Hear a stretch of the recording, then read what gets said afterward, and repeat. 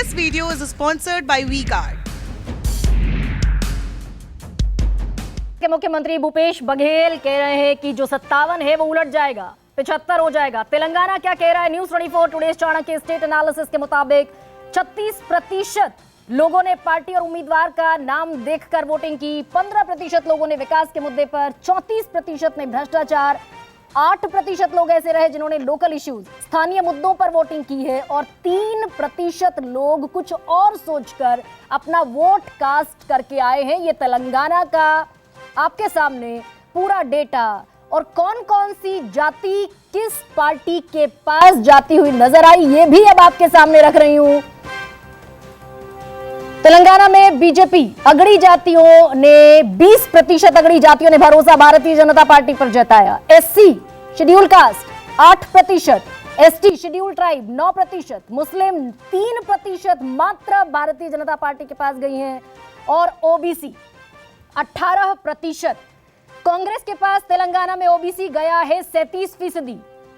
हालांकि पिछले जो राज्य हम दिखा रहे थे, छत्तीसगढ़ और मध्य प्रदेश, वहां पर ओबीसी बीजेपी के पास ज्यादा गई, लेकिन यहां पर तेलंगाना में दक्षिण भारत में ओबीसी ने कांग्रेस का दामन थामा। मुस्लिम 43% कांग्रेस के पास गए हैं, एसटी भी 44% और 49% एससी और अगड़ी जातियों ने 36% साथ दिया है कांग्रेस का। बीआरएस को देख लेते हैं, जो कि टॉप कंटेंडर के तौर पर तेलंगाना में नजर आ रही थी। अगड़ी जातियों ने 33%, कांग्रेस से कम, एससी 35%, कांग्रेस से कम, एसटी 36%, यहां भी कांग्रेस से कम, मुस्लिम 42%, कांग्रेस से कम और ओबीसी 34%। ये ओबीसी भी बीआरएस को छोड़कर कांग्रेस की तरफ शिफ्ट हुए हैं। तेलंगाना एक बड़ा चमत्कार इस बार फिर दिखा सकता है, क्योंकि 10 साल से केसीआर तेलंगाना की गद्दी पर काबिज हैं। 2014 से, जब से तेलंगाना राज्य का गठन हुआ, और ये कहा जा रहा था कि क्षेत्रीय पार्टी केसीआर की पार्टी बीआरएस, भारत राष्ट्र समिति, उसका मुकाबला पिछले 10 सालों में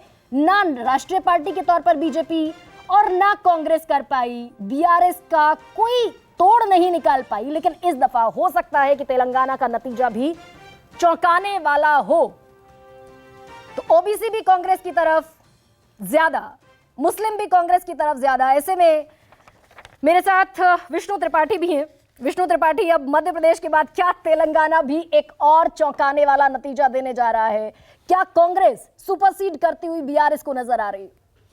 एक तो तेलंगाना के अगर ऐसे ही नतीजे आते हैं जैसे एग्जिट पोल के आंकड़े बता रहे हैं, तो मुझे लगता है इसके लिए चौंकाने वाला नहीं कहा जाना चाहिए, क्योंकि 10 वर्ष से केसीआर या बीआरएस की जो सरकार थी, तो उन्होंने यद्यपि स्थानीय स्तर पर बहुत कोशिश की, और मुझे ऐसा लगता है कि व्यक्तिगत तौर पर इस कार्यकाल के शुरुआती दौर में 2-2.5 साल वो थोड़ा सा बीआरएस जो है, वो उनके जो नेता थे केसीआर, वो कंफ्यूजन की स्थिति में रहे। वो राज्य की राजनीति के बजाय राष्ट्रीय विभूति बनने की बहुत कोशिश कर रहे थे, और झारखंड भारत राष्ट्रीय समिति।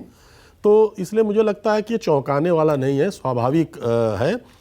एक मैं केवल ये देखना चाहता हूँ कि उसमें जो बीजेपी का जो वोट परसेंटेज है, वहाँ बीजेपी कोई सरकार बनाने के लिए नहीं लड़ रही थी, केवल अपनी उपस्थिति दर्ज कराने के लिए लड़ रही थी।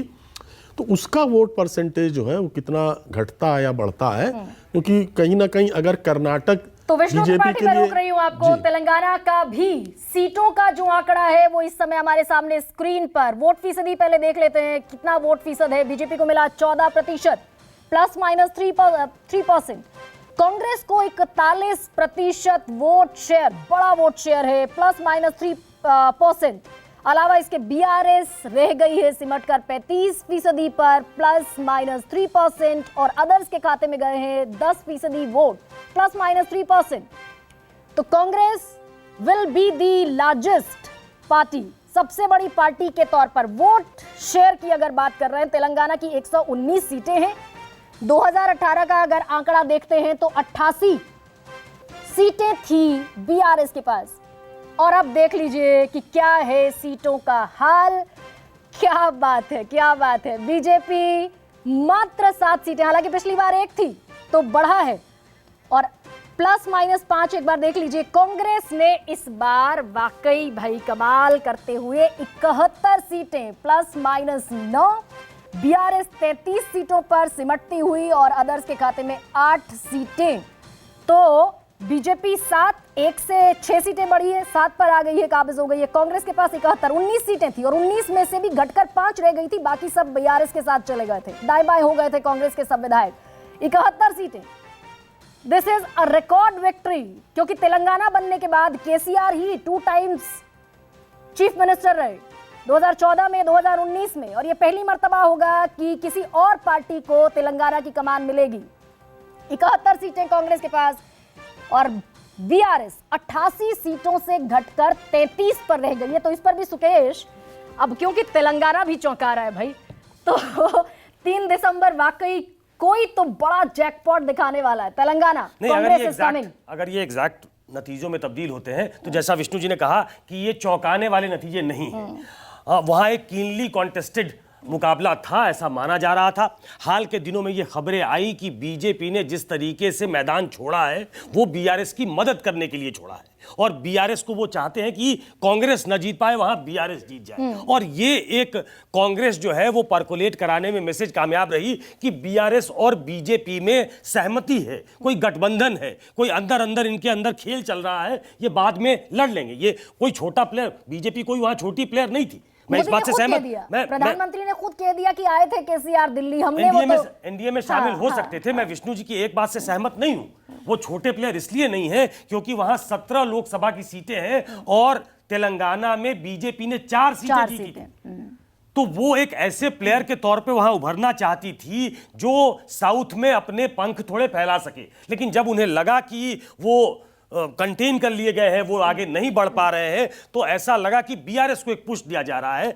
ऐसे में कांग्रेस को एक मुफीद ग्राउंड मिला, और जो लॉस्ट ग्राउंड था उनका, आंध्र प्रदेश और तेलंगाना जो 2 स्टेट्स बने, उसमें सोनिया गांधी का रोल बहुत अहम कहा जाता है, और उन्होंने वीडियो जारी करके ये बात बताई भी। राहुल गांधी बार बार याद कराते रहे, प्रियंका गांधी याद कराती रही जाकर। तो मुझे लगता है कि अल्टीमेटली उसने पे किया है। और सबसे बड़ी बात यह है कि जो नया अध्यक्ष उन्होंने बनाया, वो कहा जाता है कि वो कर्नाटक के डीके शिवकुमार, रेवंत रेड्डी, तो उनका एक बड़ा फैक्टर वहां काम आया है। मुख्यमंत्री का अपने सीएम रेजिडेंस तक महदूद रह जाना, उनका बाहर नहीं निकलना, ऐसा कहते हैं कि उसने एक उनके खिलाफ एक माहौल तैयार किया। हालांकि वो इतने अनपॉपुलर नहीं है जो इन नंबर्स में शो किया जा रहा है। लेकिन सुकेश, एक और बात है कि पर कैपिटा इनकम में अगर तेलंगाना को देखें तो तेलंगाना बाकी नॉर्थ स्टेट्स के मुकाबले फार बेटर नजर आता है, एक रिच स्टेट के तौर पर भी, पर कैपिटा इनकम के तौर पर भी। तो क्या लैकिंग रहा केसीआर के लिए? पॉपुलर फेस भी वो रहे, पूरे इलेक्शन कैंपेन के दौरान हमने देखा कि कोई ऐसी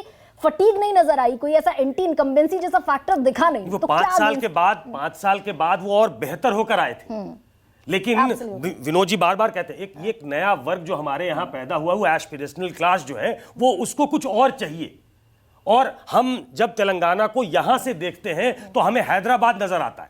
हम वो गांव के इलाके, सुदूर जो दक्षिण है उस तरफ नहीं जाते, और शायद हमारी अंडरस्टैंडिंग वहां की उतनी नहीं होती ग्राउंड की जो होनी चाहिए। तो शायद वहां कोई ना कोई दिक्कत थी जिसको कांग्रेस ने अपने पक्ष में भुनाया। जो उनका वो मतलब बेस वोट था, उसमें भी कांग्रेस ने अपना इनरोड बनाया है, जो एक जमाने में जब जिंदा थे हैदराबाद के सीएम जगमोहन रेड्डी के फादर, तो जिस तरीके से उन्होंने मैनेज किया था और उस जमाने में जो उनका प्रभाव था, उसको दोबारा मुझे लगता है कि ये तेलंगाना की जीत जो है वो वापस ला पाएगी। ये बहुत बड़ा संजीवनी मुझे लगता है कांग्रेस के लिए होगा। और मैं बार बार कहता हूं कि ये वेट स्टेट है, ये वेट स्टेट है, यहाँ से रिसोर्सेज बहुत आते हैं, तो वो कांग्रेस को और संबल देगा। विनोद जी, क्या ये भारत जोड़ो यात्रा का इंपैक्ट भी जैसे कर्नाटक में दिखा, क्योंकि दक्षिण भारत के राज्यों से होती हुई भारत जोड़ो यात्रा निकली, काडर जो है वो जो पूरी तरीके से इनएक्टिव जोन में था वो थोड़ा एक्टिव हुआ, स्पार्क मिला, तो क्या ये वो इंपैक्ट देखे साउथ में, और साउथ में बीजेपी का सपना एक बार फिर टूटता हुआ? देखिए, 2 चीजें हैं। आंध्र प्रदेश एक प्रांत था, यूनाइटेड आंध्र प्रदेश, जिसने 2 बार यूपीए की सरकार बनवाई अपने दम पर। दोनों बार जगनमोहन रेड्डी थंपिंग मेजॉरिटी से लोकसभा जीते और स्टेट असेंबली जीते। ये वो आधा वापस ले लिया कांग्रेस ने, अगर यही आंकड़े सही हैं तो। 71. Congress has reclaimed half of Andhra Pradesh as a political turf. दूसरी बात कि Revanth Reddy is a Reddy. Jagan Mohan Reddy was a Reddy. He was a Christian. They are Christians. हाँ, But Rajashekhar Reddys- Reddy was but Christian. Reddys- Yes, नाम उनका but भले ही हिंदू था. देखिए सबसे इन्फ्लुएंशियल कम्युनिटी आंध्रा और तेलंगाना में आज भी रेड्डीज हैं. और वो कहते हैं ना कि वो एक ऐसा सोशल ग्रुप है जो अपने साथ सुबाल्टर्न कास्ट को लेके चलता है. जैसे कि ब्राह्मण होते हैं ना या ठाकुर होते हैं, राजस्थान में जैसे ठाकुर हैं, तो वो सुबाल्टर्न कास्ट को अपने साथ लेके चलता है रेड्डी जो है. तो अगर देहात का रेड्डी आपकी पार्टी के साथ है तो आपको चिंता की जरूरत नहीं है. लेकिन इधर बीजेपी ने भी चेंज किया, बदलाव किया. जी किशन देखिए रेड्डी को भारतीय कमान जनता सौंपी. पार्टी की मुसीबत ये थी, एक चीज से मैं डिसएग्री करता हूं मेरे दोस्त के साथ. Bharatiya Janata party anti incumbency vote divide करने के लिए लड़ रही थी आंध्र प्रदेश तेलंगाना में. मदद के लिए नहीं लड़ रही थी, वो डिवाइड करने के लिए लड़ रही थी. जो बाद में व्यक्तिगत आरोप लगाए, जो बहुत प्रहार किए प्रधानमंत्री ने, वो कोशिश यही थी कि एंटी इनकम्बेंसी वोट डिवाइड हो, जिसके चलते जो बीआरएस है वो जीते. और तीसरी बात, लेकिन जनता के सामने बातें बहुत प्रत्यक्ष थी. जो एक्साइज का केस है जिसमें कि के कविता और केसीआर की बिटिया का नाम लिया जाता है, वो उनके खिलाफ कोई पेशरफ्त नहीं हुई, कोई एक्शन नहीं हुआ ईडी फीडी का, जिस तरह से आम आदमी पार्टी के खिलाफ हुआ है. और तीसरा बड़ी बात कि आम छोटी पार्टियां वहां कारगर सिद्ध नहीं हुई. They got swept away by the big two players. BJP भी एक छोटी पार्टी बन के रह गई वहां पर, क्योंकि भारतीय जनता पार्टी का और जो बीआरएस का कनेक्ट था उसने शुद्ध कर दिया माइनॉरिटी वोट को, बोथ क्रिश्चियन एंड मुस्लिम्स.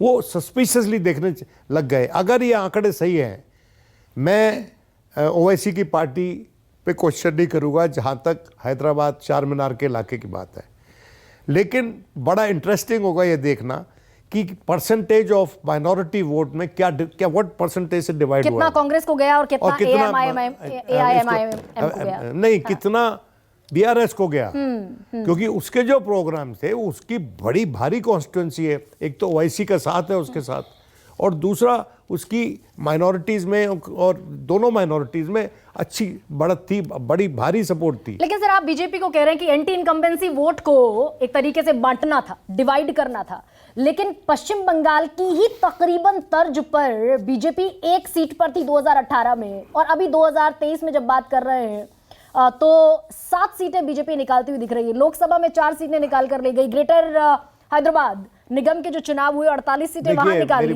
तो ये कैसे रिफ्लेक्ट कर रहा है? देखिए मेरी बात सुनिए, मैं समझता हूं कि वहां पर बिट प्लेयर था बीजेपी. अच्छा, let's not go by this exit poll. हम लोग जिस दिन रिजल्ट्स आएंगे, अगर यही तर्ज रहती है रिजल्ट्स की भी जो एग्जिट पोल की है, तो हम विस्तार से उस पर हम चर्चा कर सकते हैं. लेकिन Bharatiya Janata party somewhere along the way lost the plot. Lost the plot. जो एक साउथ में बड़ी एक उम्मीद. ये कर्नाटक में इलेक्शन जो हुआ था उसके बाद की बात बता रहा हूं कि जब कर्नाटक में इलेक्शन हार गई बीजेपी और कांग्रेस जीत गई, तो कांग्रेस के हौसले बुलंद हो गए और साथ साथ यात्रा चल रही थी राहुल गांधी की. देखिए, मैं बियॉन्ड अ पॉइंट क्रेडिट कभी किसी चीज को नहीं देता हूं, लेकिन एक बात के लिए ये यात्रा सफल थी कि उसने पार्टी कार्डर्स को मोबिलाइज किया, होप दी, पार्टी को होप दी. और जो उसका थीम था उनकी मोहब्बत की दुकान, उसका असर माइनॉरिटीज पे हुआ. तेलंगाना में हुआ, हाँ, जिससे कि नुकसान हुआ बीजेपी को जी. लेकिन अगर ये सही आते हैं रिजल्ट तो बिल्कुल, तो कमोबेश. लेकिन फिर भी जैसे चौंकाने वाले आंकड़े इसलिए कि मध्य प्रदेश में ये लग रहा था कि 18 साल से मुख्यमंत्री शिवराज सिंह चौहान, हो सकता है कमलनाथ को या फिर कांग्रेस को मौका मिले. राजस्थान के नतीजे आने अभी बाकी हैं. छत्तीसगढ़ में भूपेश बघेल क्लीन स्वीप करते हुए नजर आ रहा है. ऐसे में प्रत्युष कंठ, भाई दक्षिण का दुर्ग एक समय जब कर्नाटक जीते थे आप, 2013 की बात मुझे याद है कि जब पहली दफा कर्नाटक में भारतीय जनता पार्टी ने बीएस येदियुरप्पा की अगुवाई में सरकार बनाई, तो ये दक्षिण में पहली विक्ट्री थी भारतीय जनता पार्टी की। लेकिन ओवर द इयर्स क्यों साउथ का प्लॉट हर बार लूजिंग कैपेसिटी में होती है बीजेपी? कहां कमी रही?